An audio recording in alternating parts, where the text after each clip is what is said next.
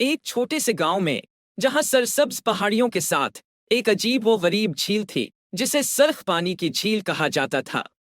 देहातियों के मुताबिक उसका सरख रंग किसी पुराने जादू या दीवों के खून की वजह से था, मगर बूढ़े किसानों के लिए ये महज एक झील थी जिसे वो बरसों से देख रहे थे। अफजल एक मेहनती किसान था। एक दिन जब उसने अपनी खशक होती हुई तरबूज की फसल पर नजर डाली, तो उसने झील से पानी लेने का फैसला किया। गर्मियों की शिद्दत ने उसकी फसल को तबाही के करीब पहुंचा दिया था और कोई दूसरा पानी का जरिया मौजूद न था। अफजल अपनी गोधा गाड़ी को लेकर झील की तरफ रवाना हो गया। जब उसने अपने ड्रम सर्फ पानी से भरे, तो उसने महसूस किया कि ये पानी कितना चमकदार और जिंदा महसूस होता है, जैसे सर्फ मोती। कुंधे अचकाते हुए वो पानी को वापस अपने खेत ले आया और अपनी प्यासी तरबूज की फसल को सैराब करने लगा। कुछ दिन गुजरे और देहाती अफजल की गैर मामूली हरकत पर सरगोशियां करने लगे। वो दूर से देखते रहे, किसी आफत की तवक्का करते हुए, लेकिन कुछ गैर मामूली हुआ। तरबूज, जो मरने के करीब थे, बढ़ने लगे। वो अफजल के देखे गए तरबूजों से कहीं ज्यादा बड़े और मीठे हो गए। जल्द ही ये खबर गांव भर में फैल गई। लोग दूर दूर से अफजल की फसल देखने आए। जल्द ही वो अफजल के तरबूज खरीदने के लिए आने लगे, जो अपनी अनोखी मिठास के लिए मशहूर हो गए थे।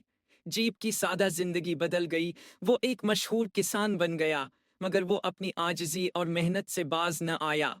जबकि बाकी किसानों ने अफजल की फसल से जलना शुरू कर दिया था।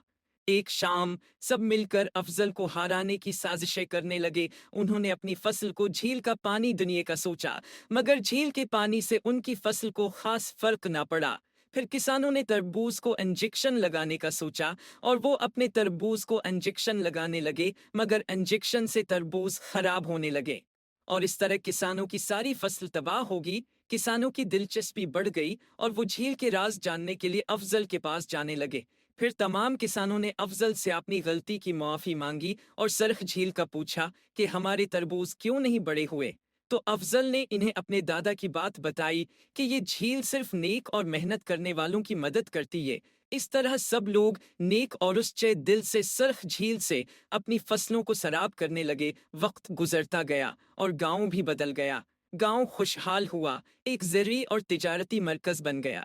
झील, जो कभी खौफ का बास थी, अब खुशहाली और जिंदगी की अलामत बन गई।